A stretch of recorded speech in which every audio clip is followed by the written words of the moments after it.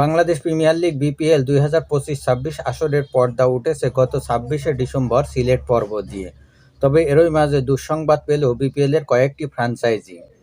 Bangladesh premier league বিপিএলের মাঝপথেই দল ছাড়তে হচ্ছে পাকিস্তানি 7 ক্রিকেটারকে।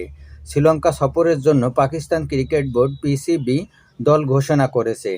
সেই দলে ডাক পেয়েছেন চলমান বিপিএলে খেলা 7 পাকিস্তানি ক্রিকেটার। ফলে শ্রীলঙ্কা সিরিজ চলাকালীন তাদের পাচ্ছে না বিপিএলের ফ্র্যাঞ্চাইজিগুলো। শ্রীলঙ্কা সিরিজের দলে ডাক পেয়েছেন রাজশাহী ওয়ারিয়র্সের ওপেনার সাহিবজাদা ফারহান ও অলরাউন্ডার মোহাম্মদ নেওয়াজ। ফলে টুর্নামেন্টের গুরুত্বপূর্ণ সময়ে এই দুই পাকিস্তানিকে পাচ্ছে না রাজশাহী ওয়ারিয়র্স।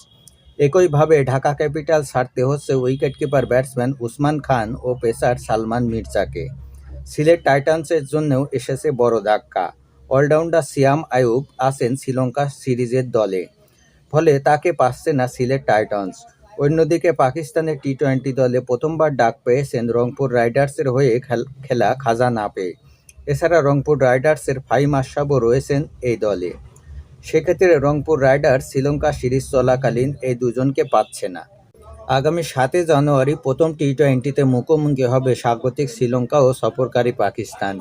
পরের 2 ম্যাচ মাঠে গড়াবে যথাক্রমে 9 ও 11 জানুয়ারি। সিরিজের সবগুলো ম্যাচই অনুষ্ঠিত হবে শ্রীলঙ্কার ডাম্বুলা স্টেডিয়ামে।